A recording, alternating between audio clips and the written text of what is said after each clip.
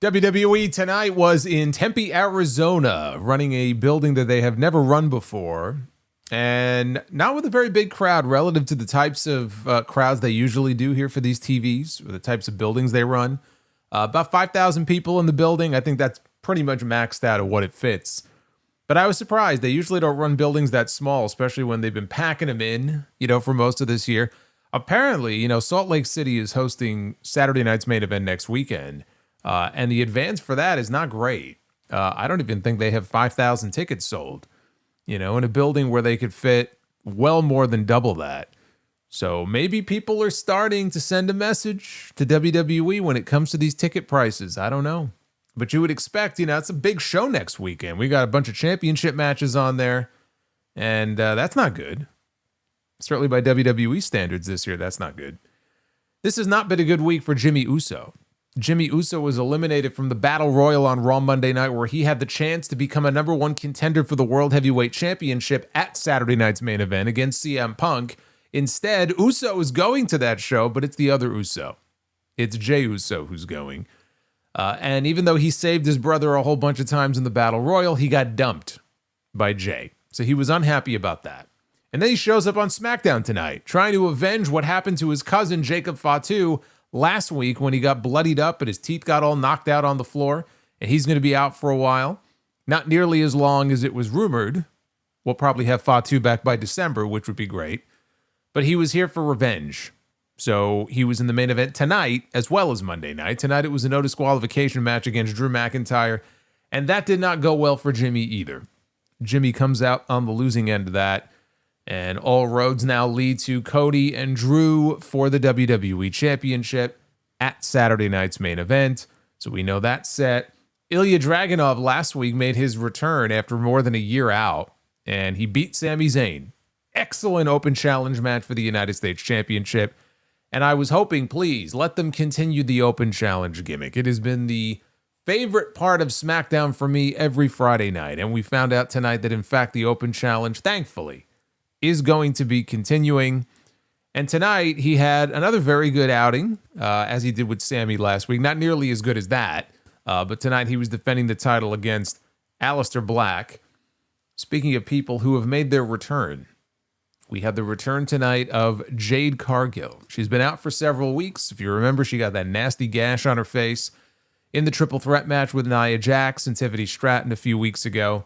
She was back tonight to make the save for Tiffany, and then she lowered the boom, and Jade Cargill takes out Tiffany Stratton. It was the heel turn that was much needed for Jade Cargill. She will be challenging Tiffany for her championship next weekend in Salt Lake City, and I suspect there we are going to get a title change. I don't see any reason to put these two back in the ring together unless they are going to do a title change. Otherwise, it just feels kind of pointless to me. But it's the right move to make. Jade, by the way, has a nasty scar right across her eyebrow. That was a hell of a gash that she had on her head a few weeks ago. I don't know if that thing's going to fully heal or not, but I will say, at least the way it looks right now, she looked pretty badass with it. Not the best place to have a giant scar right in the middle of your face, but she makes it work. But I was happy to see them at least switch her to the other side, especially if they were going to run this match back. It wouldn't have made any sense to do another babyface against babyface match between them. And honestly, outside of those two things, outside of the open challenge and outside of the Jade heel turn, a very average episode of SmackDown. It was a step down from what we've had the last few weeks. It really felt like there were some changes being made to this show, changes for the better. And, this week, it just felt like we took a step back. There's still much work to be done. There was no change whatsoever in the status of the women's United States champion. The men's United States championship is the best part of the show. The women's U.S. title, the situation with Julia, that still has yet to be addressed. That is still something that they need to work. Although Julia was on this show, but she didn't do a whole lot of really anything. This is your Friday Night SmackDown review. It is October 24th, 2025. I am the Solomonster. Thank you for closing out another week with yours truly. I know there's a lot of sports competition tonight. Had a couple of friends at the Knicks game. They were sending me pictures from there. I think the baseball game just ended, right? Or maybe it's I'm trying to say, has it ended yet? Because I know that oh no, it has not ended. For some reason I thought the Toronto game was ending. Apparently it's only the 6th inning and they are crushing it. Apparently the Dodgers are getting spanked. Good. I'm not upset about that.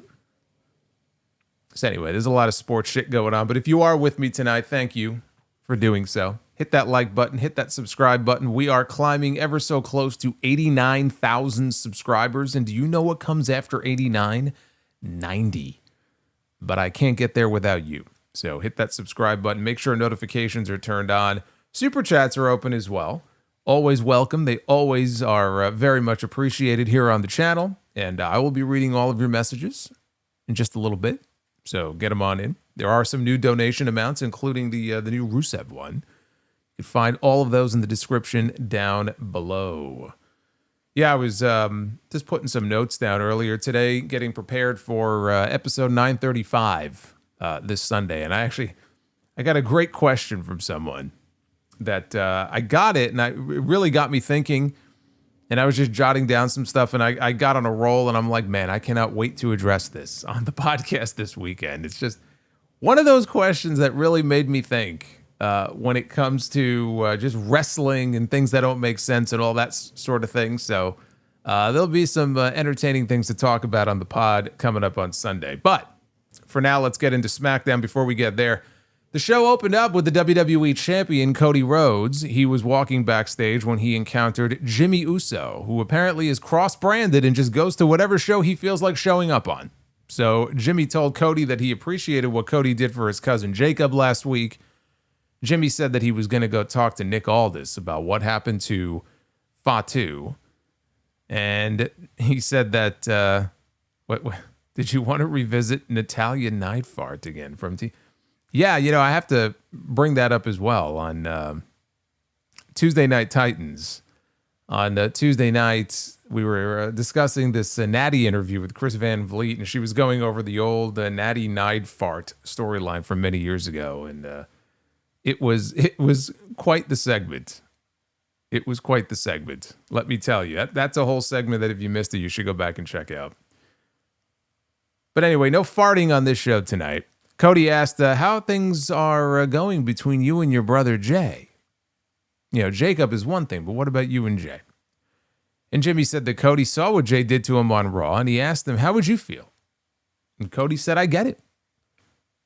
I get it. I got a brother in the game too. Cody pointed him in the direction of Nick Aldis's office, and he said that he was on his way out to the ring to speak to the people. Once he was inside the ring, Cody quickly turned his attention to what happened at the end of the show last week with Drew McIntyre. Said that what he did, it was very uncharacteristic of him, the way that he came out there and he kind of lost his cool, and then he walloped McIntyre in the head, if you recall, with the WWE Championship, the coward that he is, to save his title and get himself disqualified. Before he could continue and say anything else, Drew McIntyre himself interrupted. And he could not believe that the crowd was still with Cody, even after all the shit that he's pulled, all the things he's done, and hitting Drew in the head with the belt last week. They still come out and they still cheer for this man. And he couldn't believe it. He said that this is now a situation where it's become about him, Drew McIntyre, finishing the story. And he would do it next week at Saturday night's main event. So McIntyre again deflected blame for the Jacob Fatu attack. He said, I didn't do it. And it was very interesting because after McIntyre dismissed the idea that he could have been the one behind the attack on Jacob Fatu, all of a sudden Cody Rhodes got very angry and he interrupted. And he challenged McIntyre, let's do it again right now. He challenged him to a fight on the spot. It was almost as if Cody was awfully quick to interrupt McIntyre before McIntyre could potentially point the finger of blame at Cody Rhodes. Cody cut that shit down real quick. Yeah, I wonder why. So as the two geared up for a fight, Jimmy Uso leapt from the barricade at ringside over by the timekeeper's area onto Drew, and he went on the attack. Security poured out to break things up, but not before Jimmy got in a suicide dive on McIntyre. I did notice, it was impossible not to with the hair, one of the security guards who was there trying to break things up here between these men was Doug Mallow. The man who pulled Rajah Jackson off of Psycho Stu. He was one of the security guards. I recognized him straight away because I look at him and he just is, to me, he's a dead ringer for Lance Archer. He may not be as tall as him, but to me, I look at him and the hair and everything, he looks like Lance Archer to me. And it definitely was not Lance Archer. So after a break, McIntyre was raging backstage to Nick Aldis. He was telling him, do something about what Jimmy did. And Jimmy jumped him again. And the two of them had to be separated. So you knew that we were getting a main event. It wasn't official yet, but you knew that we were getting a main event with these two guys later in the show. RDS says, I thought it was Lance Archer. No, it was not Lance Archer. It was not Lance Archer. Look, I know Andrade can be under WWE contract and pop up on Dynamite, beat up their top guy, and then be pulled back into WWE, but that's not how it works with Lance Archer. Lance Archer is not hopping from one show to the other. We had the team of Rey Fenix and Shinsuke Nakamura because he did lose his tag team partner. There is no more Andrade for the time being, so he needed a new partner, and Nakamura was the guy. And they were paired up to take on the MFTs. It was the team of Tama Tonga and JC Mateo in their clown makeup that they're now wearing. So after running wild for a little bit, the MFTs, they slowed Fenix down, but he created the separation that he needed. Nakamura got the hot tag. He attempted to lift JC, but to no avail. Mateo answered with a twisting back suplex that kept Nakamura grounded. As Tama Tonga tagged in, Fenix hit a springboard splash onto him. I love the way that Tama fed into that, too. Some guys do this. You don't see it too often, but basically, he came off for the big splash, and Tama jumped up at him to absorb the impact of the move. So he followed that up with a goodbye amigo top rope kick. Things broke down. Fenix jumped onto Tama and JC Mateo on the outside. As Fenix tried to go up top, Solo Sikoa was out there. He was watching this. He created the distraction. Tala Tonga, as Solo was providing distraction on the other side of the ring, Tala Tonga chokeslammed Fenix onto the apron, and they were not in sync. I think Fenix just jumped too quickly, so it didn't look good. But it weakened him enough. Tama Tonga then hit a hidden blade style running elbow for the win for the MFTs. I mean, this was decent enough. Still nothing but random matches here for the MFTs. It's really all it is. People complain about random matches on this show or that show. You talk about random. That's what these matches feel like. These MFT matches are random, and the thing is that this group is not interesting enough on their own without any sort of real character development. Like, there's been plenty of character development over the last few years for Solo Sikoa. But what about the other members of the group? You got 4 other guys here. And they just refuse to do anything. They don't do anything to address that. That's a big problem when it comes to this group, and I think it's a big part of why a lot of people just don't give a shit about the MFTs. So as long as that doesn't change, this is going to continue to be a miss for me, no matter how much makeup they want to put on their faces. And I should also point out with Nakamura, he was part of the Japan tour they just had last week, and he spoke, I believe it was to Tokyo Sports. And he told Tokyo Sports he wants to win a World Heavyweight Championship in WWE before his time in the ring comes to an end, which he says is coming very soon. He didn't say he's going to retire next year, like AJ Styles is.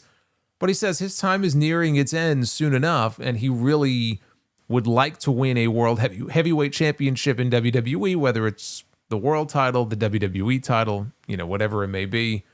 I'll tell you what, though, if he's going to win a world title in this company, they got a lot of work to do. Because he's a guy, I know they just switched him back babyface. They got his old music back. He needs direction. I'm not even saying that even after all these years of just nothing and being a background player, that they can't rehab him enough, even if it's like one last run, to potentially be a world heavyweight champion and get a short run. Could it happen? Sure, it could happen, but it's going to take a lot of work. I don't know that Triple H and the creative team, I don't know if they look at Nakamura in that way. I don't know if they see him as someone who they would like to invest in that way by putting a world championship on them. And I don't see him holding the WWE title. So if anything, it would be the world heavyweight title, which is on the other show. So he's just not, he's not in that category anymore in this company. So look, it's nice to have goals, and it's not as if you can't come up with an idea to give him that one last shot, you know, trying to become a world champion. And I think the crowd could get behind it, but you've got to have the story there to support it. And there's just no indication that WWE is interested in doing that. Now, backstage, Jimmy Uso told Nick Aldis that everybody knows that McIntyre attacked Jacob Fatu. Everyone except this guy right here, who doesn't believe that for a second. Watch, it'll end up being fucking Solo Sikoa who attacked him. So Aldis said that he would book Jimmy against McIntyre in a match. Jimmy said, I don't want a match. I want to fight. Aldis made it no disqualification. Elsewhere in the back, the women's United States champion, Julia. Holy shit, she breathes. There she is. She was chatting with someone on the phone, maybe her actual agent, telling them, get me out of here. But she was talking to somebody on the phone. She was approached, interrupted, whatever, by Chelsea Green and Alba Fire. And Chelsea spoke about being the first and the best women's United States champion. She called for a campaign for her to become the new WWE women's champion when Kiana James walked in and shot down Chelsea and then headed off for her match. Not much of a segment, but it did lead into Tiffany Stratton, non-title, one-on-one against Kiana James. And at some point during this match, I could have sworn that I heard Michael Cole refer to Kiana wearing a neck brace on her right knee. Could have sworn I heard him say that. Back me up on this. Kiana flattened Stratton with a running big boot to the face. Both women battered away at each other with strikes. Stratton got the better of it. She nailed the handspring back elbow into the corner, followed by her Alabama slam. Stratton connected with the rolling senton, but could not capitalize with the prettiest moonsault ever. Kiana responded with a Falcon Arrow, but only got a near fall. In the corner, Kiana placed Tiffany on the top rope. She could not get the superplex that she was looking for. She got shoved back down to the mat. Stratton soared at that point with a swanton bomb and almost brained herself. Every week, one of these weeks, it's going to happen. So she almost brained herself. Then she followed that up with the prettiest moonsault ever, and she got the win. After the match was over, her celebration was cut short. Julia attacked with the Arrivederci knee. Before Julia could dish out any more damage, Jade Cargill shows up. And she storms her way down to the ring, and she looked incredible. And she sent Julia scurrying away with a pump kick. As Julia and James were backing off, Jade turned around and she saw Tiffany on the mat, and she offered her hand to help her to her feet. And Tiffany at first was skeptical, but she accepted the gesture, pulled herself up to her feet, and the niceties, they didn't last much longer, because a few seconds later, and Jade was smiling and everything, and I'm like, yeah, no, this is about to go very, very much south here for Tiffany Stratton. Too much smiling going on with a woman who's got a fucking scar across her head that she probably blames this woman for, even though I think it was Nia that she was wrestling with at the time. Right? It was Nia that threw her into the steps. So the niceties were over very quickly, and Jade blasts her with a clothesline. And from the moment that she hit her with that clothesline, the crowd booed. So this was a heel turn. This is not a, hey, I don't like you. You've wronged me. This was, hey, this is a different side of me that you haven't seen before. So she blasted her with the clothesline. She followed Tiffany out to the floor. She started tossing her around. She threw her into the ring steps. She continued the attack. She threw her over the announce desk, and Tiffany fell on the floor. She followed her around the announce desk and started kicking her ass on the other side. As she was laying there, officials poured out to restrain her, and the champion is trying to crawl away. And with Tiffany's leg conveniently placed across one of the steps, that's just where she ended up, Jade came over and she stomped on it before finally leaving, and Tiffany was shrieking in pain and clutching her knee. And that was the big post-match angle. The match itself, it was an acceptable match. Kiana doesn't get a lot of ring time, so of course, the more ring time for her sake that she gets, the better. And I thought she looked okay. Really, it was just a match to get Tiffany a win. It was all about the post-match angle. And again, it was a heel turn. That's how the fans treated it. They booed the hell out of her from the moment she knocked down Tiffany. This was needed. This was needed. This was the right move to make, especially if the play was to get them back in the ring and put the championship on the line again. And it's official now. I made it official later in the show. Saturday night's main event next weekend in Salt Lake City. It will be Jade Cargill once again challenging Tiffany Stratton for the WWE Women's Championship. This will not be the first time that she has been in the ring with Tiffany for the title. This will be, the third time? Maybe fourth. I think third.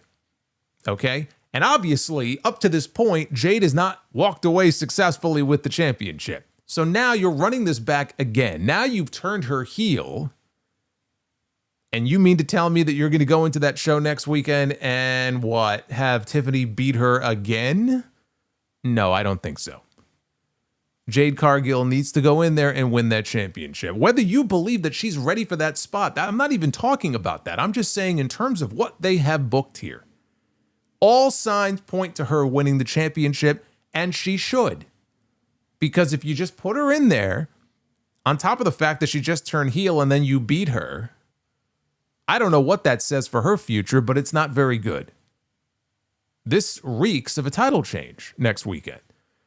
And if they're going to get behind Jade as this dominant heel, then that's exactly what they need to do. And then they could build to the eventual match, maybe at WrestleMania, between Jade and Bianca for the WWE Championship. If Bianca ever comes back. I don't know when, I don't know if this woman is ever going to come back. I suspect it should be soon. And if Jade is the champion, it's only natural that they would build to that match, for WrestleMania next year. But this was needed. Jade needed some sort of change here on this show. I think this is the change. I mentioned the scar. It's a pretty gnarly scar. It's only a few weeks old. I don't know how well it's going to heal. I'm sure there'll be some kind of mark there. Again, her out there like that, she looked like a badass. It works for her, but I don't know how long that's going to take to actually heal up and what it's going to look like. Now, backstage after, Kathy Kelly caught up with Jade, who said that this world doesn't reward patience and that she was ready to take what's hers, the WWE Women's Championship. And I do believe that she will next weekend. Elsewhere, Sami Zayn congratulated Ilja Dragunov on beating him last week for the United States Championship. In Sami's mind, Dragunov was the right guy to carry on the legacy of these open challenges. He said, John Cena passed it on to me. I am now passing it on to you. And I was like, thank you, God. We are continuing with the open challenges. My favorite part of SmackDown. I was hoping these would not end. And that brought Ilja Dragunov out to the ring for the next U.S. title open challenge. Now, before the match, Dragunov got a little bit of promo time here, and he addressed the audience. He said that he missed the fans after being out for so long. He thought that he would never see the light at the end of the tunnel, but he said that he would never give up. Right in that John Cena spirit. Dragunov declared that he would defend the title and proudly continued the U.S. Open Challenge. He said, tonight, pain shall entertain you. And with that, Aleister Black accepted the open challenge, I assume, because they played his music. So he must have told the music man first, hey, I'm accepting the open challenge. Hit my music. So they played his music. Zelina Vega is now with him as part of his entrance. It did remind me very much of a Karrion Kross Scarlet entrance, just the way that Zelina was sort of on her knees and slowly rose up. It was definitely giving me Kross and Scarlet vibes as far as their entrance goes. But this happened a few weeks ago. And the learning tree. Hey, Brandon. The learning tree. Thanks, guys. Hey, Brandon Proctor, thank you for the $12 super chat. I appreciate that. Enjoy Pumpkinhead for another week. Because after Halloween, he's going away. Thank you, Brandon. So if you missed it, a few weeks ago, there was a last man standing match. I think this was right before Crown Jewel. Aleister Black, Damian Priest. This is where we saw Zelina Vega get involved. She ran distraction, and that allowed Priest to take a fireball to the face, and Aleister Black won. So now husband and wife have been paired together on TV. So this is their first time together here with Black coming out for a match. Black countered a Constantine special with a kick before Vega launched Dragunov into the barricade with a Hurricanrana off the apron. I remember the days of her with Andrade and NXT. She would do that all the time. In fact, one of my favorite matches that I've ever seen, NXT Philly in had to be 2018. Andrade defending against Johnny Gargano. And Zelina did that to Johnny Gargano during that match. And then, of course, later they did the spot where, you know, Zelina was marching over to Gargano on the outside. What's she going to do? And Candice LeRae was watching in the crowd. And Candice jumped the barricade and she double-legged Zelina. Everything about that match is great. And then the finish hits. And it's like everything felt like it was building to Johnny winning the belt. And then Andrade just beat him. And then it was like, really? But I still remember that match. There are certain matches like that that still stick out in my mind. You know, we talk about on these shows week to week, and frankly, even a lot of the PLEs, how forgettable these matches are, right? You can have a great match, but it's not great in a way that's going to make you remember it 6 months or a year from now. But then you have certain matches where I could look back on an NXT match literally from 7 years ago, 8 years ago, and I still remember, you know, the large majority of it. It still sticks out in my mind. That match for me is one of those bouts. It's one of my favorite NXT matches of all time. So when I saw her do that, for whatever reason, it made me remember that NXT Philadelphia match. So Black then absolutely blasted Dragunov with a running kick to the face from the apron. And that sent us into the commercial break. They came back with the two men exchanging strikes. Dragunov then threw Black around with some repeated German suplexes, followed by a very unique, I guess the way I would describe it is rotating suplex for a near fall. I don't think I've seen that before. So as Dragunov headed up top, Vega created a distraction that allowed Black to halt his attack. And from the top, there was a Meteora that stunned Dragunov briefly. Black failed to connect with some sort of springboard attack. Dragunov hit the Constantine special, could not follow up. He was selling it like he hurt himself. And they went to another break. So Dragunov later on, he flew from the top with a senton for a 2 count. Dragunov had Black targeted for the Torpedo Moscow, but he was met with a knee strike to the face, and Black got a near fall out of that. Aleister had Dragunov in his sights for Black Mass. He missed, though, and he fell victim to a Torpedo Moscow. Dragunov got up. He attempted to finish things off with an H-bomb. Zelina could tell this is not going well. She reached in, and she tripped him. And the referee saw it, or at least the tail end of it. He's looking at her. He's like, wait, oh, what's going on here? So he ejected her at that point. And as she was leaving, it wasn't long after she was ejected from the match, Damian Priest's music hit. Because I was thinking, okay, how are they going to end this? And I said, well, Damian Priest is probably going to come out and interfere in this match. And sure enough, they play his music. And here comes Damian Priest. And he's walking down the aisle and he's got sunglasses on his face. And then he reveals after he takes the sunglasses off, he's got a burn mark right on the side of his eye. And honestly, as these makeup jobs go, this one didn't look too bad. It's like, oh, you got a little burn there. It's mostly healed. Didn't look like anything too gross. But he had a burn. He didn't look very happy about it. Anyway, this distraction was enough for Dragunov to land another Torpedo Moscow.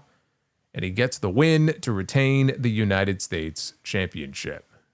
After the match was over, an irate Damian Priest, he grabbed 2 chairs, he cleared off the announce desk, and he was looking to dish out some damage here.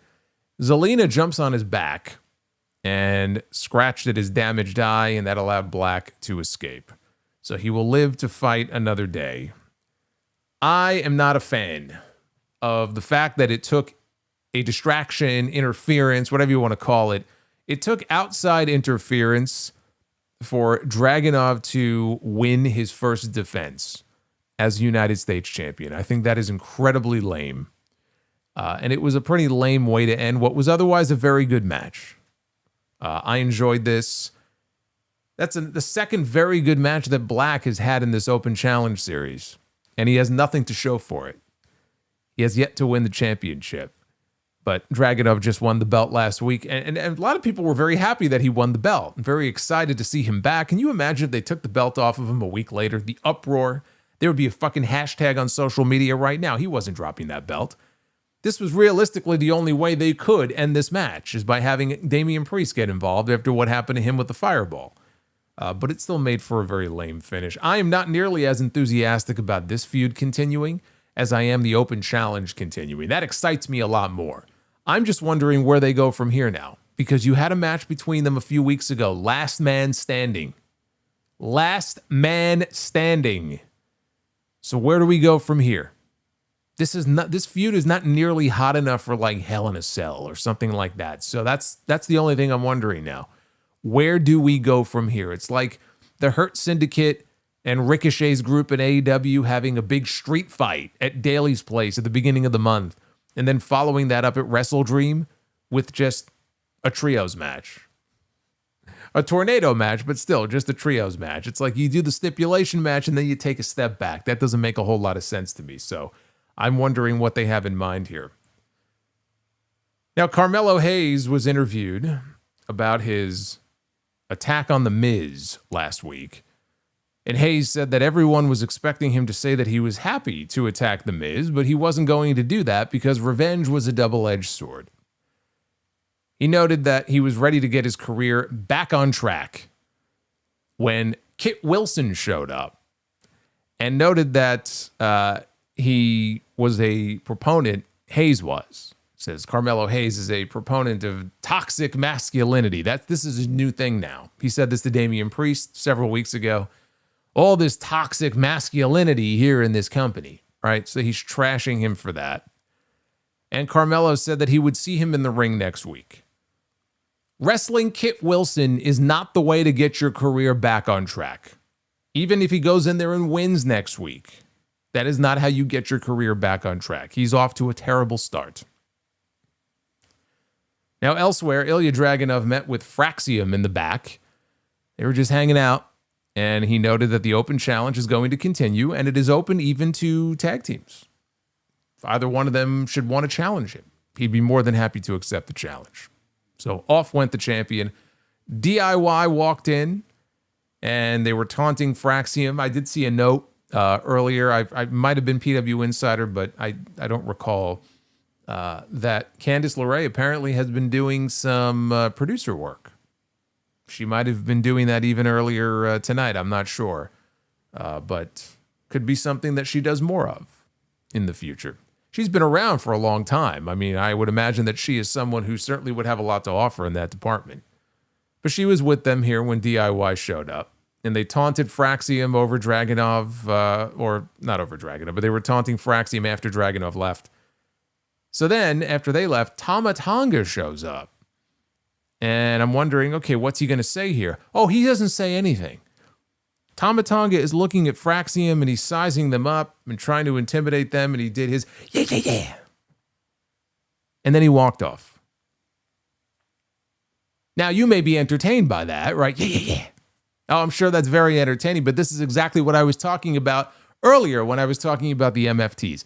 If you want to see the level of character development when it comes to this crew, Solo Sikoa aside, you've got Tama Tonga, you've got Tonga Loa, you've got JC Mateo, you've got 4 fucking guys, right? 4 of them.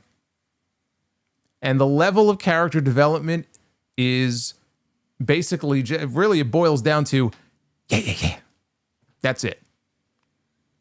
Great storytelling, great writing here on this show. Good job, Road Dogg. Way to go. Charlotte Flair and Alexa Bliss. Enough of the MFTs. They were being interviewed, and they were asked about Bayley challenging them to show up on Raw this Monday, which they said they would. Well, they're going to that quicker than I thought they would. I said that a few weeks ago. I said Bayley and Lyra against Charlotte and Alexa, I think, is the play. And evidently we're getting a match.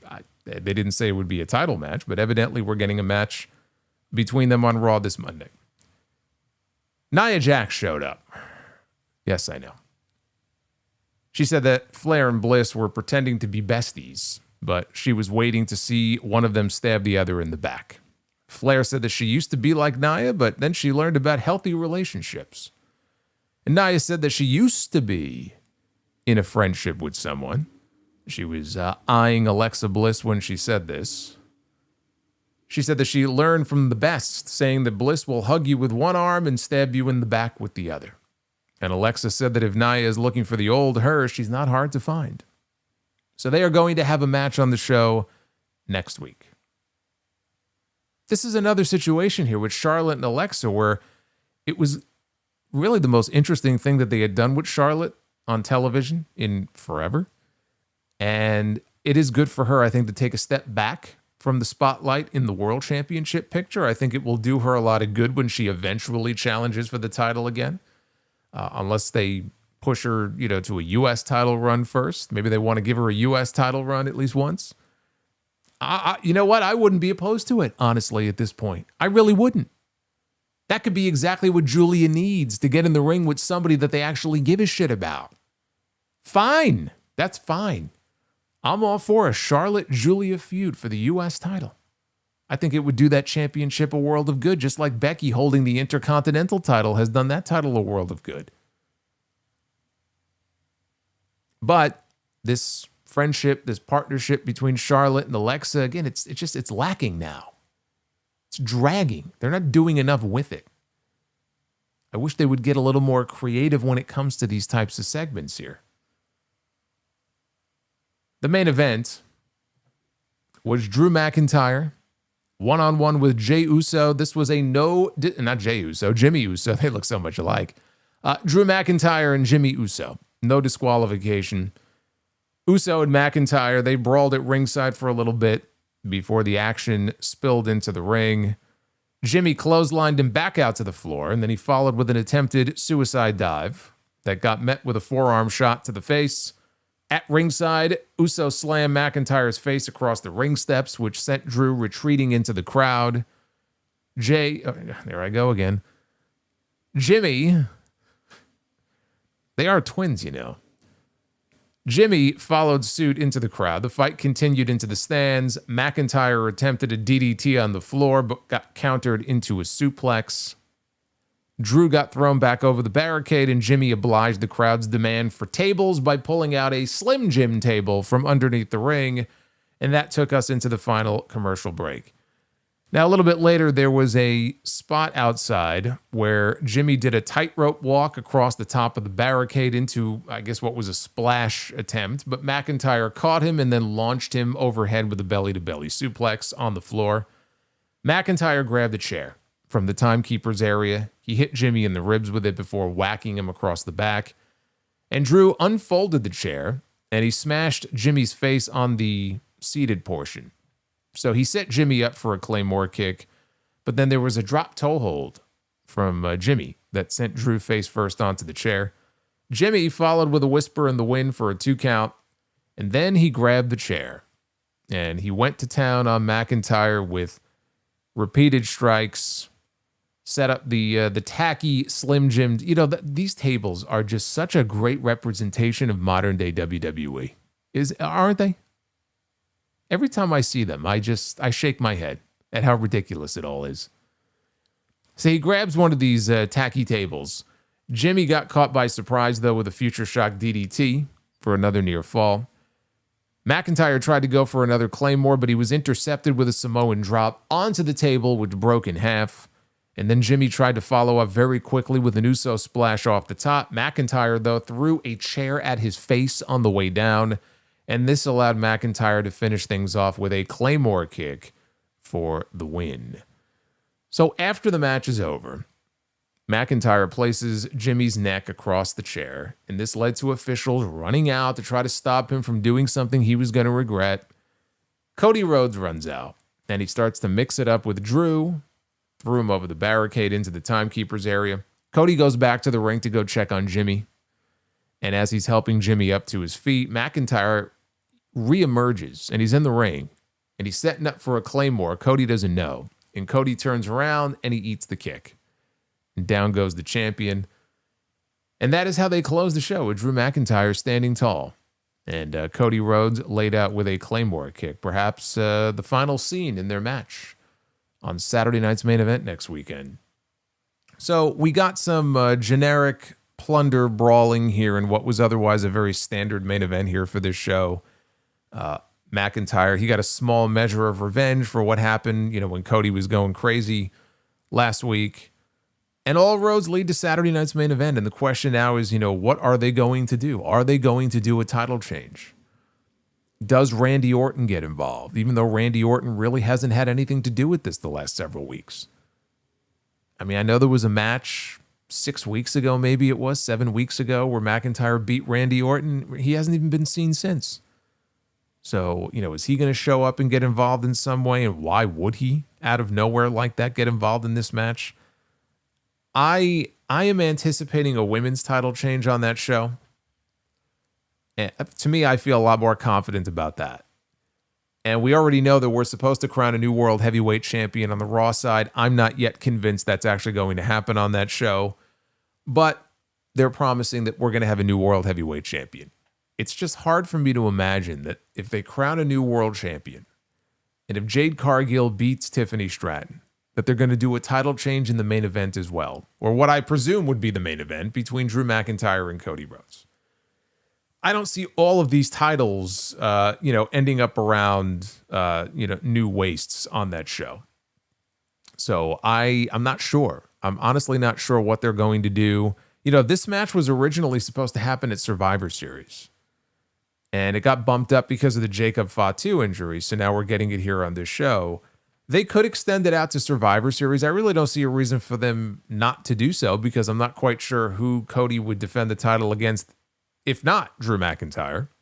So I stand by what I've said before, which is that I feel like McIntyre really should get at least a short run with this title. Maybe it doesn't happen next weekend. Maybe it happens at Survivor Series. And maybe Randy Orton does reemerge between now and then, and maybe we end up with a triple threat. But Drew has had opportunity after opportunity after opportunity. And he said it himself on the show tonight in his promo. And I've used this expression in the past. Always a bridesmaid, never a bride. That's the story of Drew McIntyre's run in this company over the last 5 or 6 years.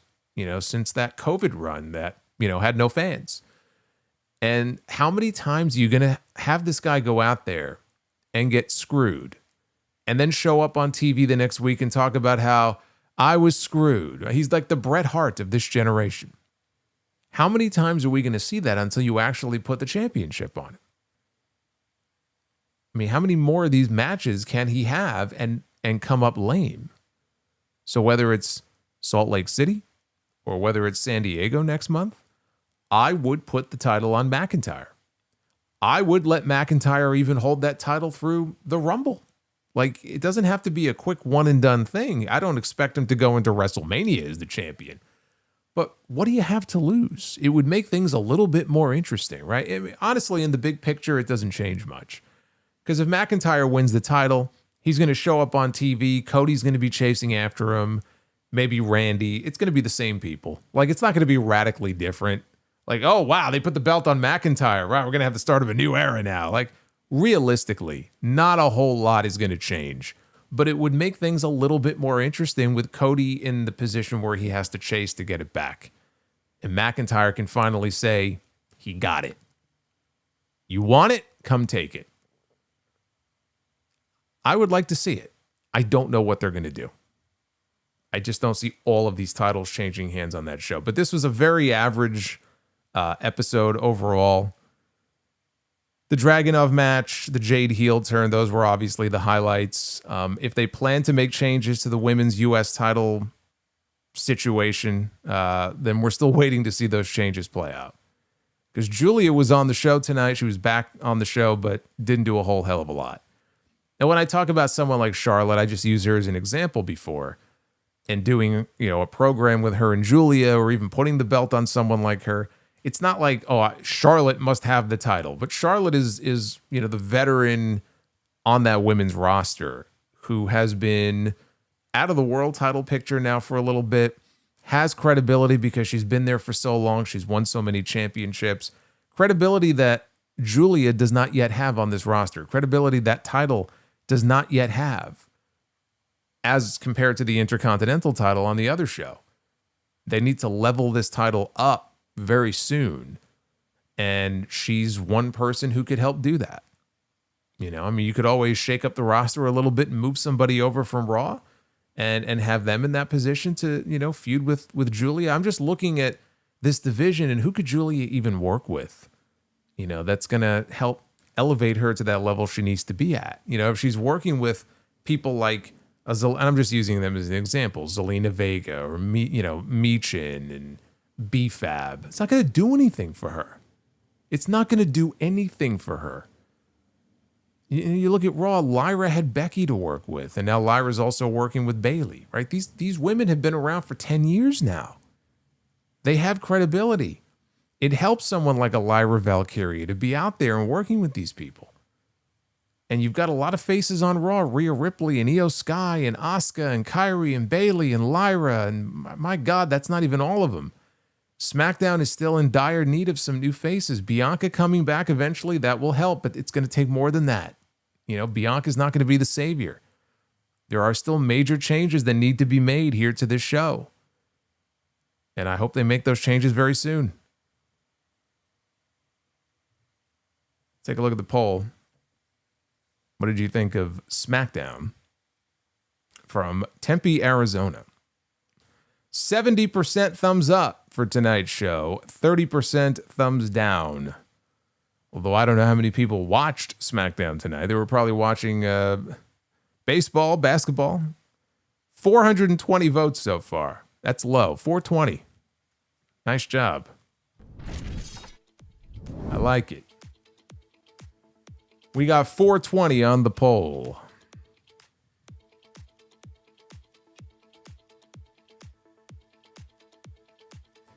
Where's the Doritos microphone, TKO? They're leaving money on the table. Yeah, you know what? That's the next thing. I'm surprised I don't have the sponsor logos on the mics. That's right. On those mic flags. That'll be next. That'll be next. You'll have the Blue Chew mic. You want to hold something phallic in your hand, sponsored by Blue Chew, and then boom, there's the logo there. Nothing would shock me at this point.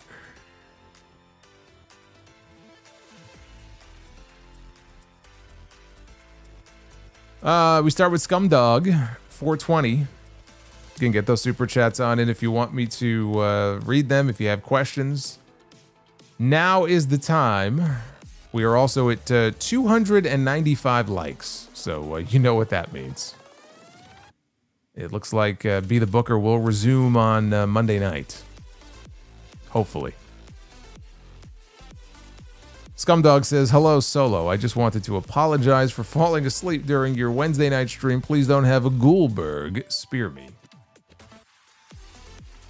Well, there are a lot of people that have been falling asleep on Wednesdays, so you wouldn't be the only one. You are forgiven.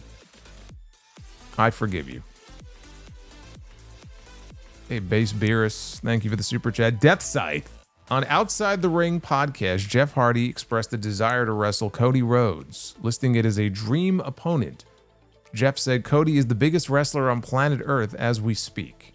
Actually, in the past, Jeff has said he really wanted to wrestle Roman Reigns, so apparently he's over Roman, and he's moved on to Cody Rhodes now. But Death Size says, I could see it being a singles match or a TLC match for the WWE title, with both guys as baby faces or Cody as a heel. The story can be Jeff won the WWE Championship in 2008. Can he do it again 18 years later? Man, 18 years. How would I book it? I would book it just the way you described it, but I would not put the title on Jeff Hardy. I would book it. It would be a big match to do, and Cody would win. Would not put the WWE Championship on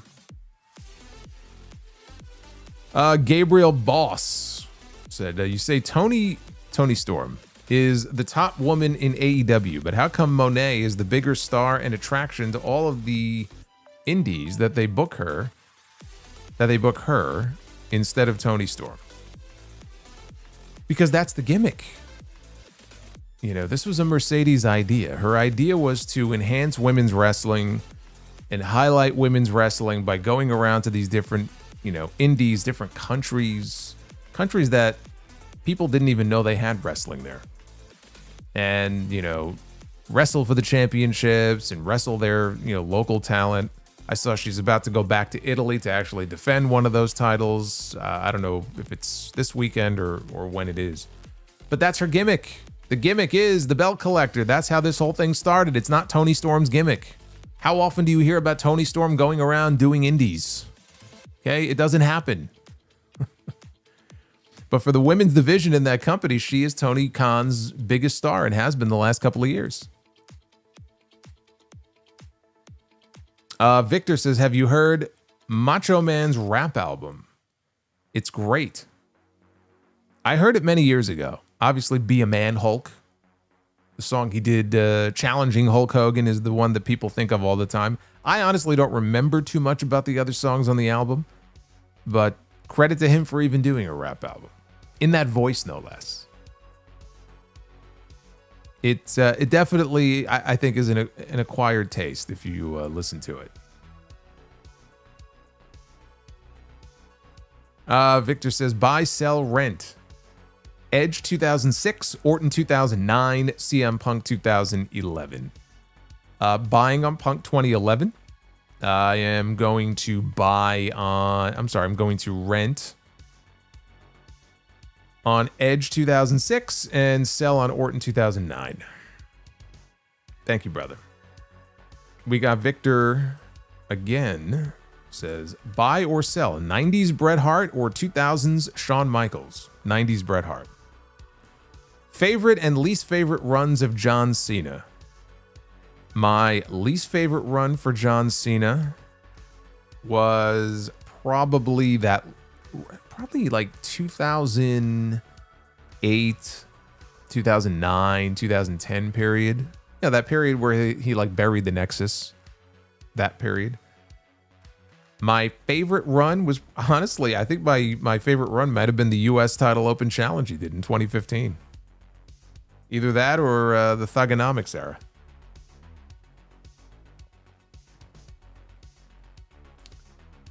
JF says, I'm surprised Bret hasn't dropped a few bars about Goldberg. Oh, man, that's what we need. We need a Bret Hart rap on Bill Goldberg. Please, someone for the love of God, put this together. Get in contact with Bret's people and make this happen. I must hear this. Horrifying dried chicken.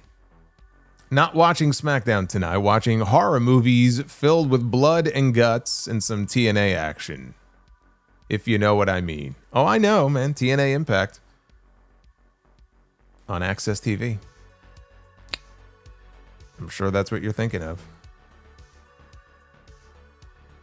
Also says, it's Wrestling Murder Mysteries, WWE edition. Triple H is having a meeting with Gable, LA Knight, Julia, Mella, McIntyre, Natalia, Santos Escobar, Chelsea Green, and Meechin. All of a sudden, the lights go out, and Triple H is laying on the floor dead with a puddle of blood. You're the detective, and you have to decide which wrestler murdered Triple H. Well, that's very easy, actually. None of the above. The answer is Bret Hart.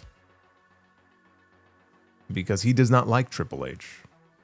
So he has framed all of the other wrestlers. But he was able to sneak in and do the deed himself. So you want a plot twist, huh? You don't need Russo for a fucking swerve. There you go. The Mount Vernon kid, Christopher Bennett. Hey, Solo, did you see Nia James tonight? I don't know who Nia James is, so I did not see her. I saw Nia Jax. I did not see Nia James. According to Cole, Kiana James has a neck brace on her right knee. Oh, did Michael Cole call her Nia James? Is that what happened?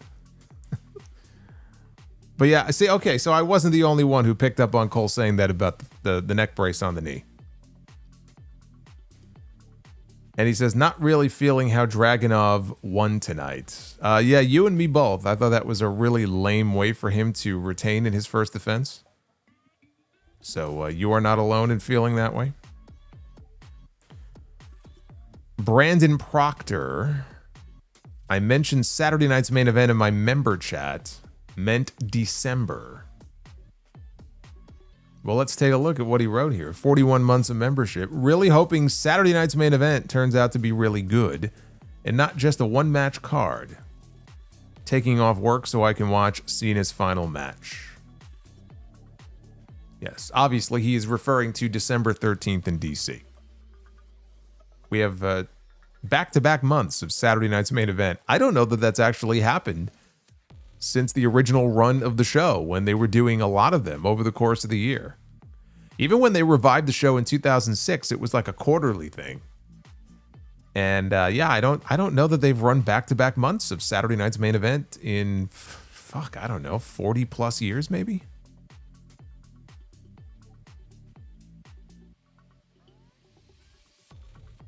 Yeah, no, Tawab, I said Huracan Rana because that's actually the way you're supposed to pronounce it. Huracan Rana. It's not H-O, it's H-U. But that's supposed to be the pronunciation. Holiday 197 says, hey Solo, I think Jade is winning the WWE Women's title at Saturday night's main event and holding it until WrestleMania to defend against Bianca Belair. Tiffany's reign needs to end. She has no credible challengers left except for Alexa. Yeah, well, which is not going to happen because Alexa is one half of the tag team champions. So Tiffany needs to lose the belt. I agree. Dr. Scorpio, at least we Jays ain't getting swept. But I do expect the Dodgers to bounce back in Game 2. The 6th inning changed the game for the Jays. Cheers, Solo. Hey, look, shout out to all my Toronto fans out there. I hope they go all the way. Brandon says, just wait. Jade is going to start coming out every week, painting her scar up like she's Don Cal. Oh, she totally should. Yeah, you notice that? Don Callis, that scar gets like brighter and brighter every week. Base Beer says 88.8K subs. 90K before 2026. I don't know if there's enough time for that.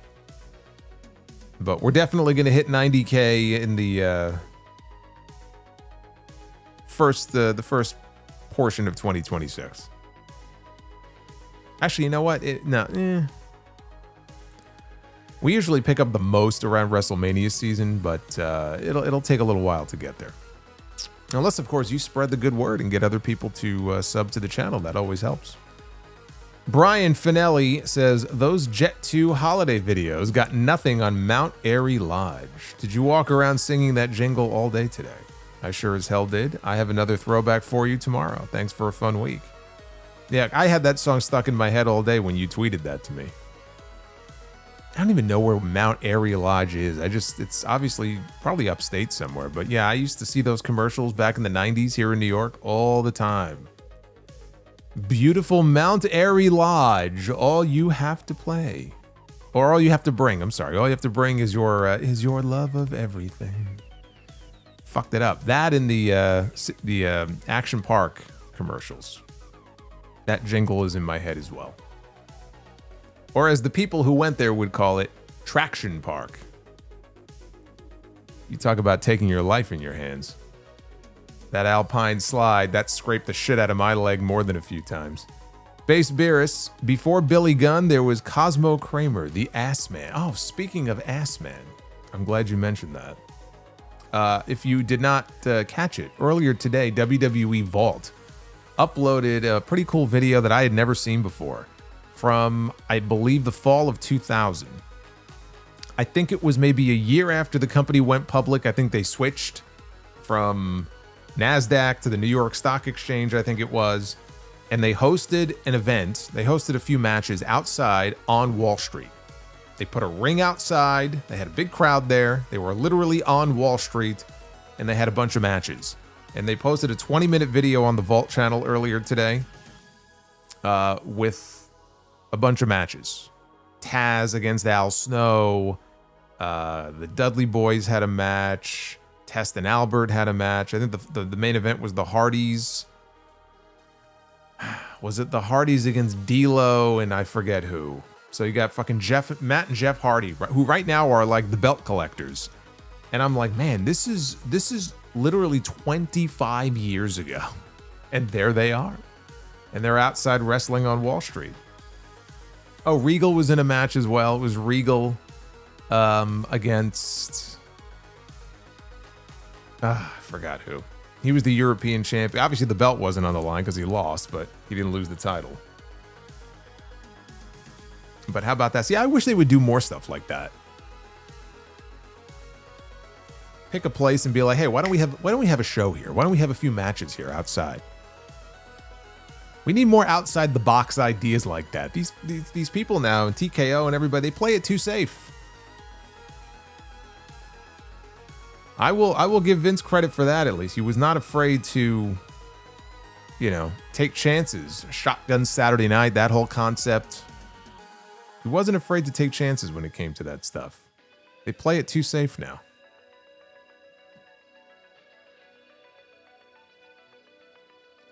Mount Airy is in North Carolina. It's a small town Mayberry is based on. Okay, well, I was way off when I said I thought it was in upstate New York. Now, why the hell was I seeing commercials for it in New York? Now I got someone telling me, no, Mount Airy Lodge is in Pennsylvania. Okay, so are there multiple Mount Airy lodges? Because now I have one person saying North Carolina and one person saying Pennsylvania. And I thought it was in New York. I don't know. Maybe they have multiple ones all over the place. All I know is I was never there, unfortunately. Do a beach in Puerto Rico. Sure. Sure, why not? I wish Club La Vila was still open in Florida. They could do a spring break show there like Nitro used to. But it's closed. Didn't it get burned down? Something happened. It's not open anymore. Uffman says, you doing yeah, must be a super chat. Does it, though? Does it really? Easy.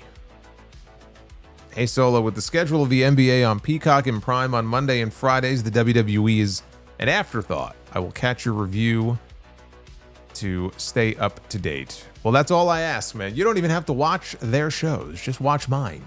I will keep you posted on all the things that happen. You don't even have to waste your 2 hours watching it on a Friday night.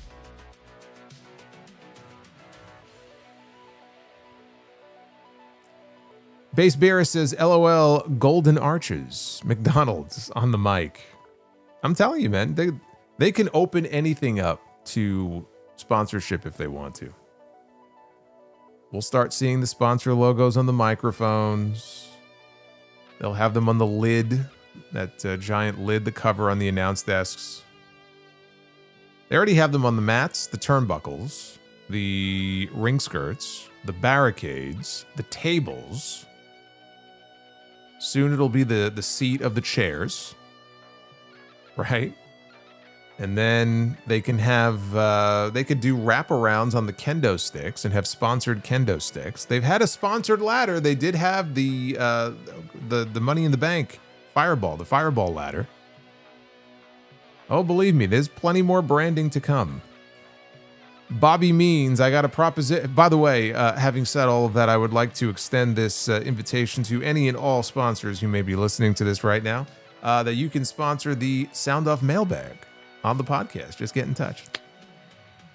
Base Beerus, thank you for that super chat. Bobby Means says, I got a proposition for you. I believe Julia and Asuka would kill it for the US title. That would shake up things. Plus, I would do some NXT call-ups. Well, NXT call-ups are a must. I've already run through a whole bunch of names of the women, at least, that they could call up. Julia and Asuka would be fun. Did Julia and Asuka wrestle ever in Japan? I don't know. I feel like that would be a match that would have happened at some point, but I don't know if their careers overlapped. Dr. Scorpio says, Jay's fans chanting, we don't need you when Otani was up to bat. Last thing we need is to poke the bear for game 2, for fuck's sakes. Yeah, don't do that. Do not poke the bear.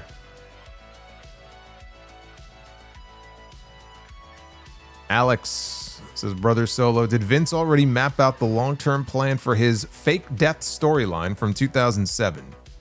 What was his reasoning behind that story? I don't know if he mapped it out, all the details of it or not. I think my understanding was that the reveal was going to be Linda was behind it. And I don't know if it got any further than that. So that was always my understanding of where that was headed. The reasoning behind the story, they were looking for a big storyline that they could pop some interest in numbers off of.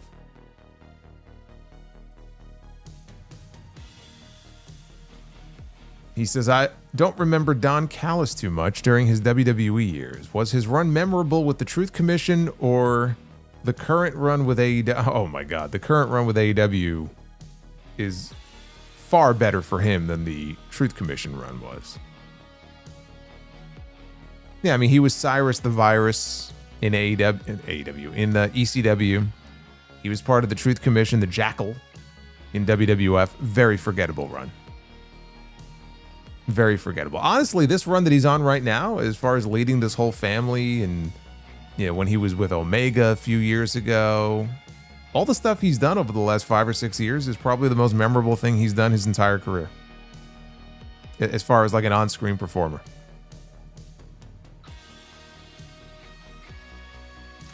Base Bear says Powerbomb is top 5 greatest moves ever. I agree. Powerbomb is one of my favorite moves. It has to be executed by the right person. Sid and Nash had the best powerbombs. Some might say the Undertaker last ride because he got that incredible height on it. So that's in the conversation. But I always love me a good Sid Vicious powerbomb. And he didn't have to hit multiple ones either. All he had to do was hit one, and that was it. Of course, today, Sid would have to hit fucking 5 of them to win a match. And Dr. Scorpio says, at bat, I meant to say. Sorry for... No, I knew what you meant. I corrected you in real time. I'm very good at that.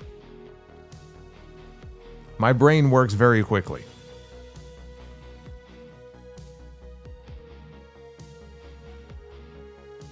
Hey, now if we have sponsors watching, we can get the sponsor logo here on the mic here, even.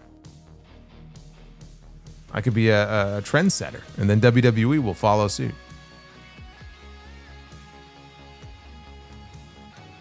Yes. Callis, back in his Cyrus days, he had... now he has no hair, but back then he had long hair. And now he has no hair. And a giant scar, thanks to Jon Moxley. Tripping over himself in a backstage promo they were shooting. It is a very... I mean, they do color it in. There's no doubt in my mind they're coloring in that scar, but that's still a gnarly scar to have, like on that part of your body, because of just how visible it is. But for him, it works, because he's such an evil guy. He's such an evil character, it just works for him. Brandon Proctor says, how long until the wrestlers have sponsors on their gear? Good question. We know the fighters do in UFC. I think it's definitely going to happen. I don't know when. I think it'll start with select wrestlers. Someone like a Cody Rhodes, right? He'll probably have Wheatley vodka on his, his tights or something. So like you'll see some top names like Brock when he came back to WWE in 2012. He was the only one who had sponsor logos on his gear, but he had a pre-existing agreement with Jimmy John's. So when he came in, he had the shorts, fighting shorts with the Jimmy John's logo on them. Eventually, you will start seeing that with the wrestlers. I don't see why TKO wouldn't do it. I mean, they make money every other way. What would be stopping them from doing that? Even better if they cut the talents in on that, but yeah. Probably not going to happen with... all but the very top names in the company. Holiday says, unfortunately, I don't think Drew is winning at Saturday night's main event, assuming that Jade wins the title and a new world heavyweight champion is crowned. I doubt that they will crown 3 new champions. Yeah, that's what I said before. And I think in that case, Drew is the odd man out. I don't see Jade not winning the title on that show. So if we have to pick and choose who's going to win and who's not, I mean, I would rather it be Drew, but I think Jade's going to win. And if that's the case, that makes it less likely that Drew wins the title. But again, they may want to run it back at Survivor Series anyway. If the original idea was to do the match at Survivor Series and they bumped it up, let's say because of the Jacob injury, they may want to run it back there again. Even though we already got it at WrestlePalooza and now we're getting it again next weekend, they may run it back one more time. Base Beer says, has McDonald's ever had WWE toys? Happy Meal toys? I don't believe so. I don't believe so. I can't, like when I was a kid, I would have been all over that shit. That was back when I actually ate McDonald's. Believe me, I would know. If they had WWF toys back then, I would have been shoving other kids out of the way to get my hands on them. So they didn't have them back then. They haven't had them anytime recently that I could think of. So I'm going to assume the answer is no, that they have not.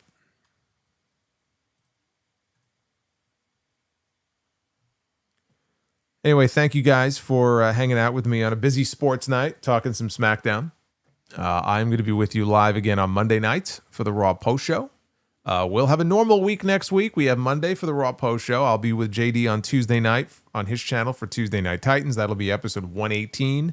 Wednesday, we have the Dynamite post show. Friday, though, a week from tonight, Halloween. It's the Halloween episode of SmackDown. So get ready. Have ourselves a little fun Halloween stream that night. If you've got nothing better to do. I know some of you may be out trick-or-treating with the little ones. But we'll have some fun with that. And on Sunday, episode 935 of the Solomonster Sounds Off. Every week that goes by, we get that much closer to episode 1000.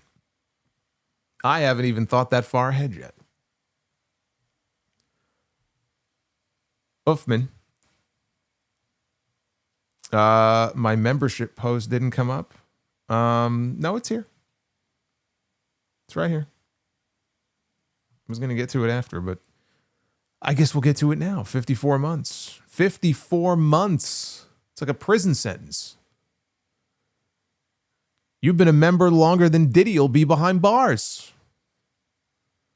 Says, no Joseph, so here's your Batman question from another Batman fanatic.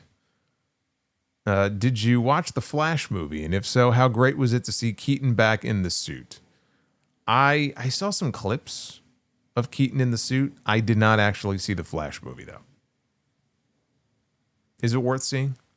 I know there was a big controversy over Ezra Miller being in it and all, and his whole history, but as far as the movie itself, I didn't see it. But it was good to see Keaton back in the suit. It just seems so natural. It just seemed he's my favorite Batman, so with the yellow logo right there in the suit, right in the center. Duff's Vids says, I found a book called How to Fix 50% of Your Problems. So I bought 2. It's a smart thing to do. Look at this guy, man. He's using his brain. He's actually using 40% of his brain.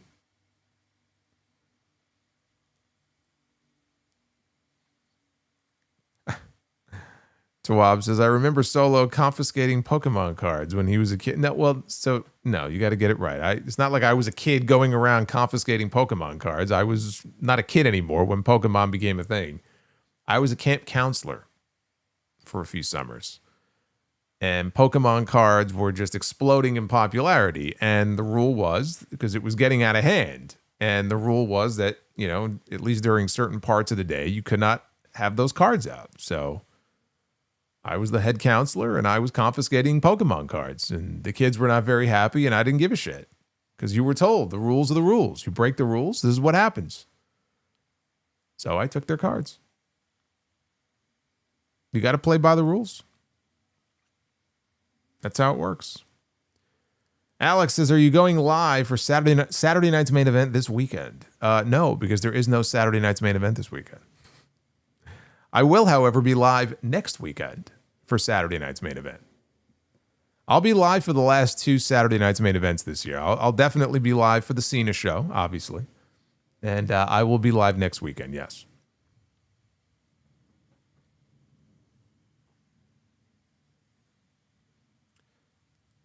Damn, how old is Solo? Well, that's for you to guess. That's for you to guess.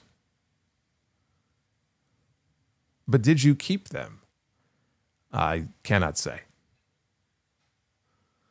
Emperor Comet says, I'll have 2 number 9s, a number 9 large, a number 6 with extra dip, a number 7, 2 number 45s, 1 cheese, and a large soda. That's great. You'll be dead in 2 weeks.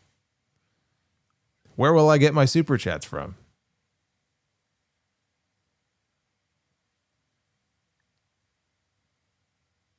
Dr. Scorpio says, episode 1000, got to be a live stream if possible. We'll see. Maybe. Solo is 130 years old. Hey, some mornings I feel like it.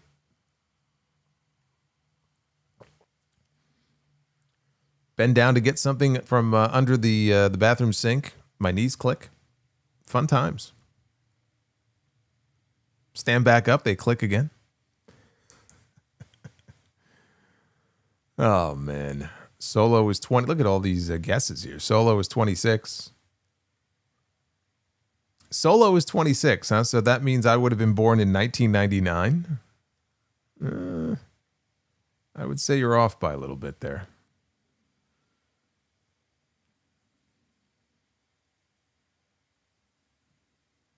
I always joke, you know, there were people, even friends of mine who were like when they were like mid-20s, probably look what my age is now. And then like there are people that I know who are more or less the same age as me, but like you would never guess that we were the same age. You would think they were like 10 to 15 years older than me. Oh, man. Uffman says, movie was okay. Look for the Keaton parts online. All right, will do. Base Beer is damn Solo. You repoed those Pokemon cards. Hey, what's mine is mine, and what's yours is mine too. Power Spying Game Solo was moving like the Mountie. What does that mean? I don't even know what that means. I was moving like the Mountie?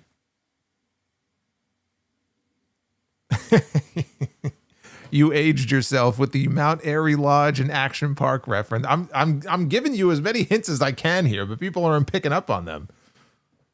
Action Park hasn't even been a thing for many years.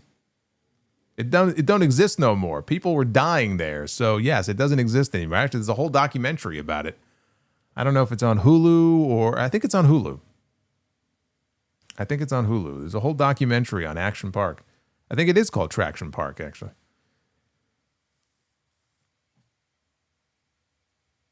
Duff's Vids, what do you do if your nose goes on strike? You pick it. Man, I should have given you the booze for that one.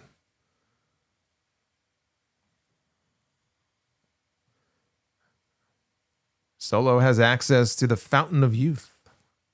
I try to drink from it every day. Just a little sip here and there.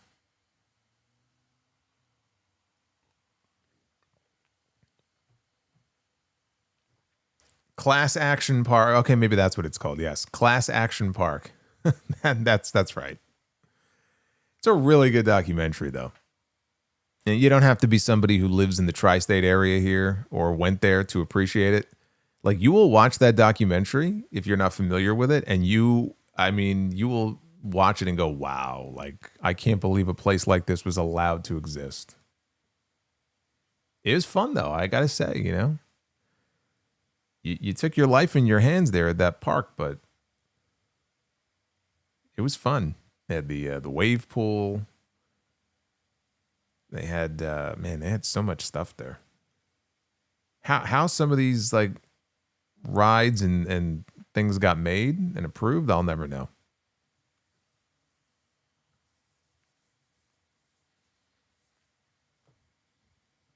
Solo is Danhausen's age. How old is Danhausen? I don't even know how old Danhausen is. Duff's Vids, I took a job as the head of Old McDonald's Farm. I'm the CIEIO.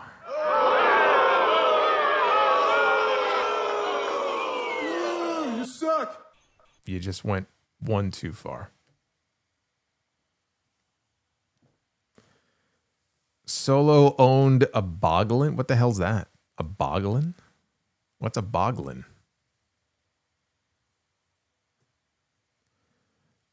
I don't know what that is. We owned a Buick, though, when I was younger. Buick Century.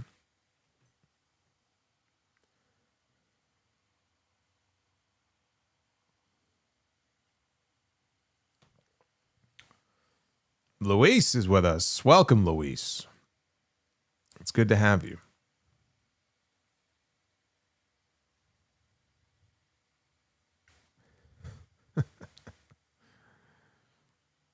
The one thing about Action Park is, like, you would make many trips to the medical station. They have like a medical station there. Or if your parents were smart enough, well, if they were smart enough, they wouldn't let you in there. But if they were smart enough, they would bring, you know, Band-Aids and antiseptic and stuff for the inevitable cuts and bruises that you would end up with. I mentioned the Alpine slide. Like, literally, it was basically like this concrete slide. It was like a series of slides. And you would be in, not a go-kart. It was like it was a cart of some kind. You weren't strapped in or anything. And you would just go, you know, weaving in and out, but like at such a trajectory or a speed that you would scrape your legs up against the concrete, or in one case, somebody went flying and, you know, they got killed, you know. But I'd be lying if I told you it wasn't a lot of fun. It was a ton of fun.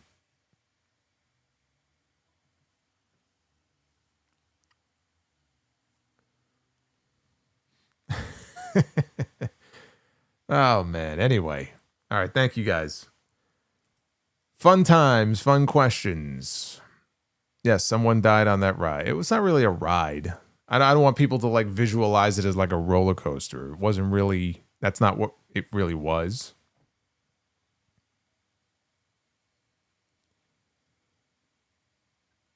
A classic rusted salvage is with us. Yeah, I forgot to mention the new $18 Rusev Super Chat. I think I'm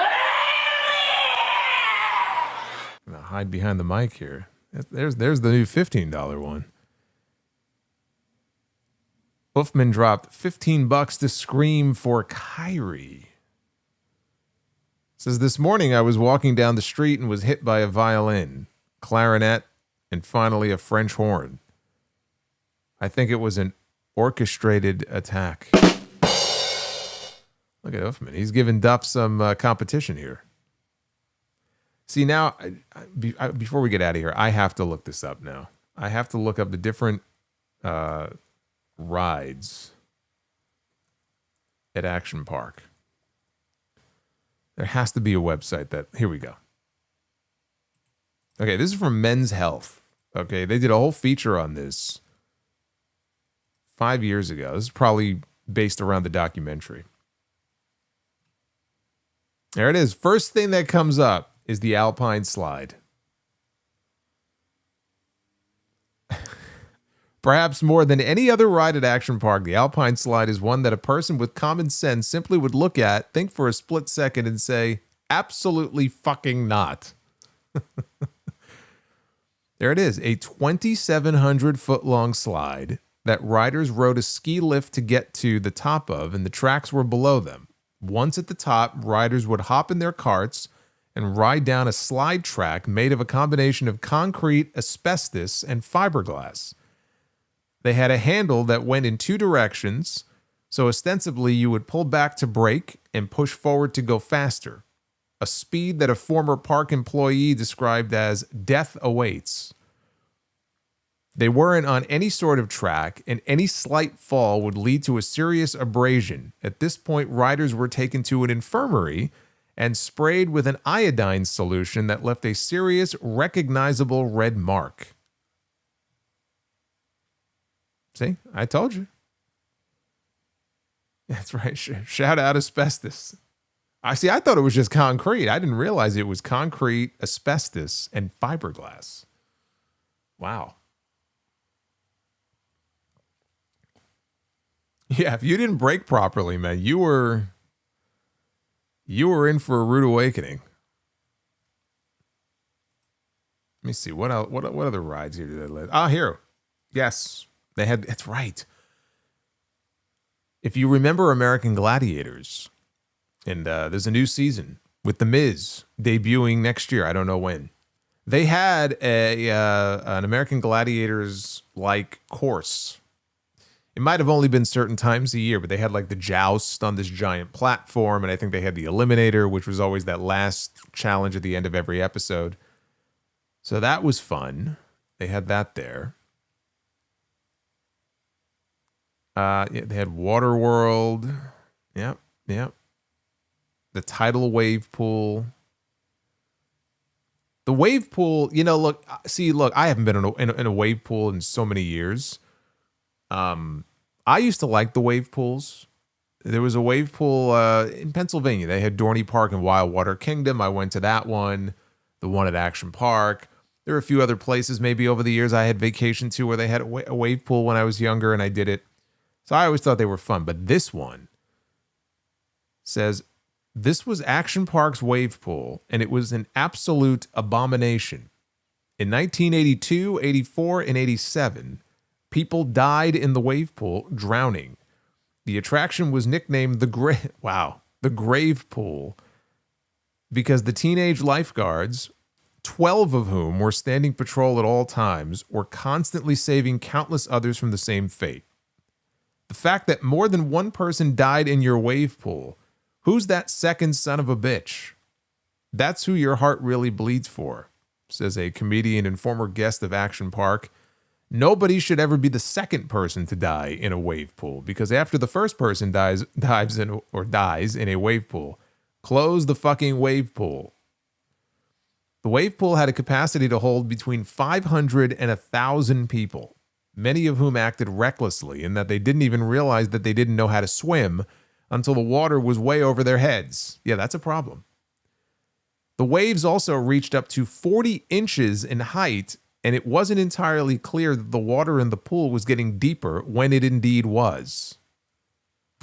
The documentary features employees discussing how truly unsafe this was, saying that they called it the death zone when people got to shoulder-length water, also noting that families and large groups of people would stick together, potentially bringing one another down under the unruly waves.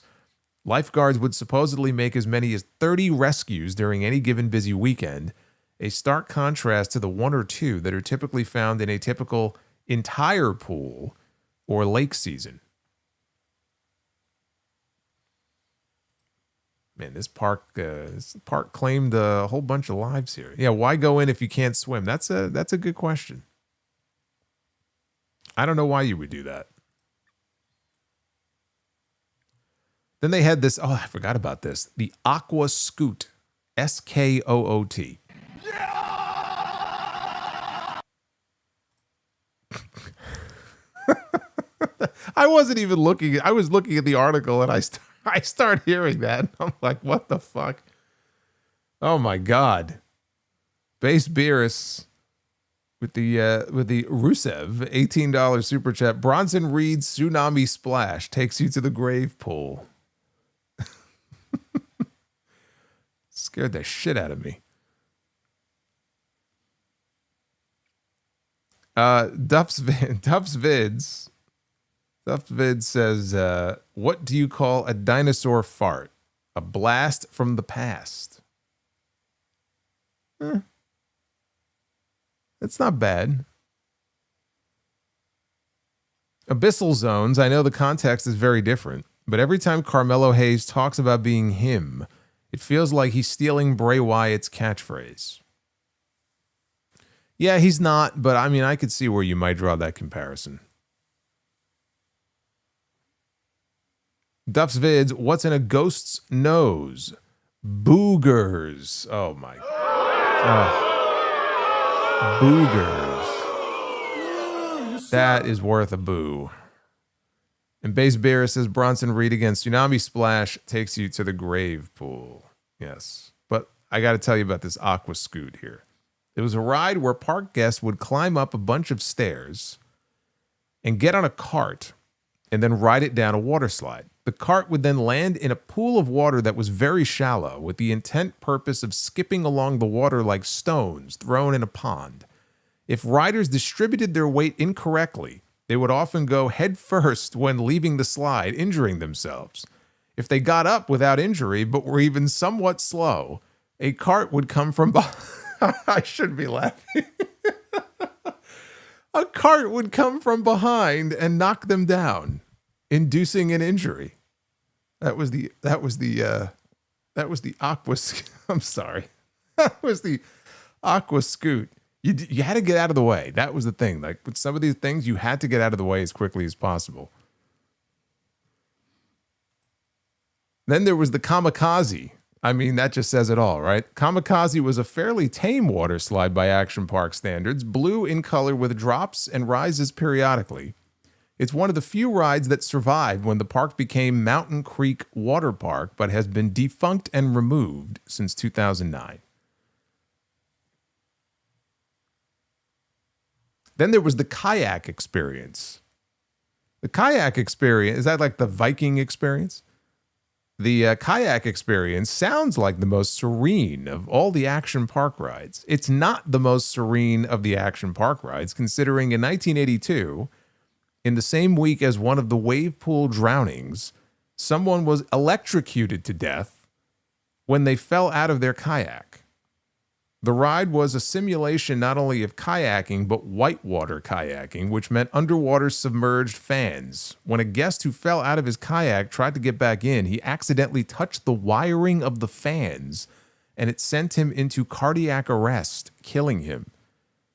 The ride closed immediately after this incident. Oh, man.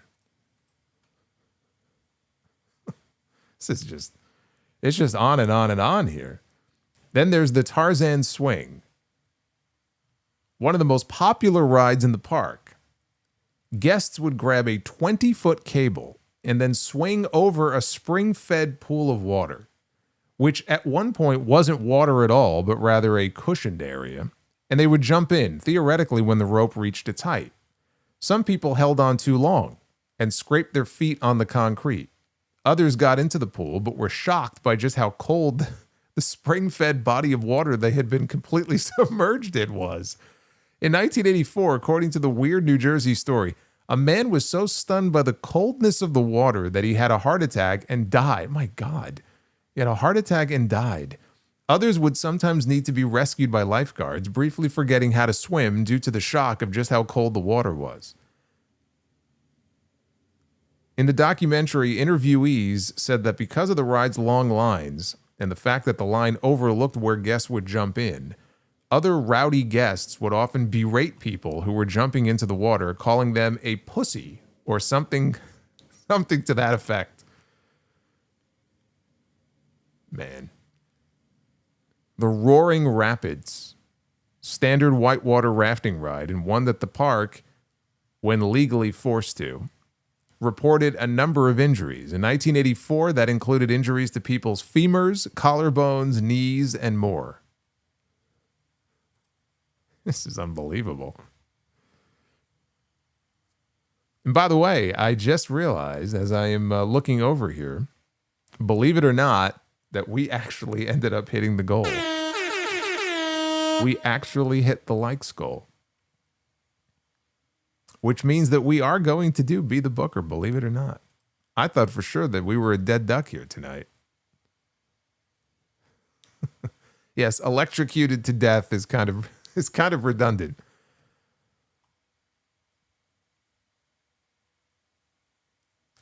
Oh, here we go. The diving see, I did this too. The diving cliffs. 2 diving cliffs, one 23 feet and another 18 feet, were set above a 16-foot deep swimming grotto. Seems reasonable enough. Except that the grotto was also open for regular swimming, and people at water level didn't have any indication that people would come flying down from above, sometimes slamming right onto them. I do remember that. Oh my God. Yeah, well, I remember you walk right up to the edge of this rock, and I would try to make sure there was nobody, down below. But what I was worried about is after I dove in, and I'm getting my bearings. Like, is the person behind me going to just dive in? So you really did. You had to watch because people would just come flying out of the air. Also, people who couldn't swim would frequently make the jump. Not necessarily. What is with these people who can't fucking swim? Why are you going into water if you can't swim or if you don't have any flippers? People who couldn't swim would frequently make the jump, not necessarily realizing how deep the grotto was, and need lifeguards to save them. Eventually, the ground of the swimming area was painted white so lifeguards could spot bodies below the surface. Man.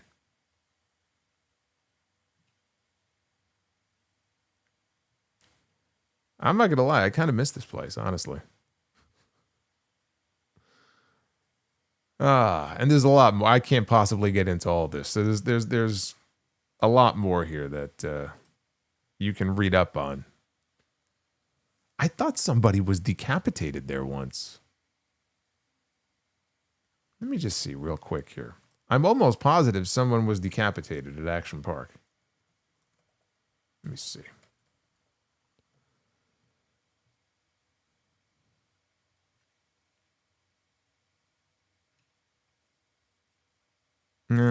Maybe. I don't know. Well, we'll find out later on. But right now, we must go ahead and be the booker. I didn't think it was going to happen, but you guys made it possible. So let's do it. Ladies and gentlemen, it is now time to be the booker. Action Park.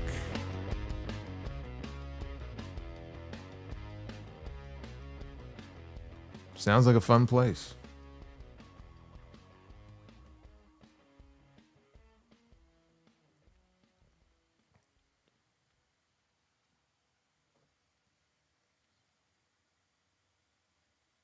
How many more belts will Mercedes end up with, says Bliss Fan. I can't say. Tag team be the booker. Here we go. And we begin with Hangman Adam Page and Kenny Omega. I could tell right away this looks like Revolution in 2020.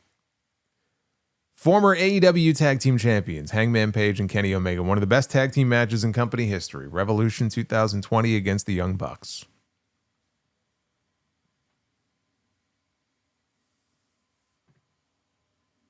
Oh, a triple threat. We got a triple threat, which means we're getting a three-way tag team match here. We haven't landed on a stip here in Tag Team Be the Booker in a while. All right, so we got two more teams to add to this match. Oh, we got the Briscoes. Jay and Mark Briscoe join Kenny Omega and Hangman Page. This is already getting a bell. I don't even care who the last team is. These two teams will just gang up and kick their ass and knock them out of the match if need be. It doesn't even matter who the third team is. Well, I think it's a very good team, actually. The team of Owen Hart and Jeff Jarrett. Man, we can get Kenny Omega and Owen Hart in the ring together. How great would that have been? What a match. Owen Hart and Jeff Jarrett, the Briscoes, and Kenny Omega and Hangman Page. I love it. That is one hell of a start here to be the booker. The Boba Fett's says the decapitation happened on the Alpine. Oh, it happened on the Alpine slide. That's right. I think it did happen on the Alpine slide. Wow. Charlotte Flair.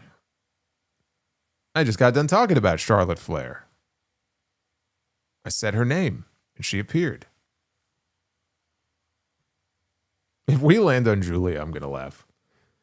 After what I just talked about. Charlotte Flair against cosplaying Charlotte Flair. Charlotte Flair against Michelle McCool. To be fair, I do think that would be a good match. But my first thought when she showed up on my screen here was cosplay Charlotte Flair.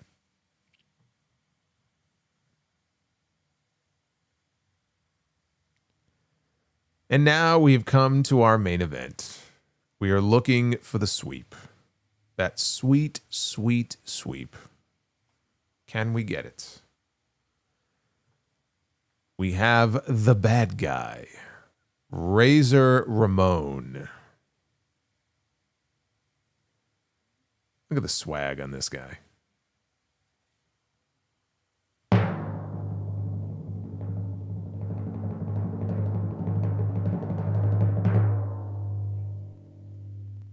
Razor Ramon against Hiroshi Tanahashi. Yes. You know, we weren't even going to do Be the Booker tonight, and we just had one of the best rounds all year. We just had a clean sweep. We were not even supposed to do one tonight. We were going to miss the mark. And look at what we ended up with. See, that's why in these streams, man, you just never know.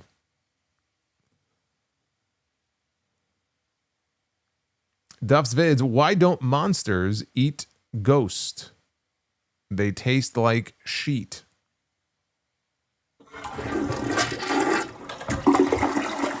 Not your best work. Thank you, Duffs. All right, give yourselves a Barry Horowitz pat on the back. We killed it and be the Booker, so that's cool. But let's bring that same heat again on Monday and do it all over again. That's the next time I'll be live with you. Thank you again. Be well. Stay safe. Thank you for a fun stream. Enjoy your weekend, and check out episode 935 when it hits on Sunday afternoon. Maze the Great, you get the last word here. 51 months, member chat. Should start raising the goals, because if the chat really wants it, they need to earn their keep rather than always waiting until the last minute. If we do 500 likes, we'll never do Be the Booker. All right, maybe I'll raise the goal. You can blame Maze. It's Maze's fault.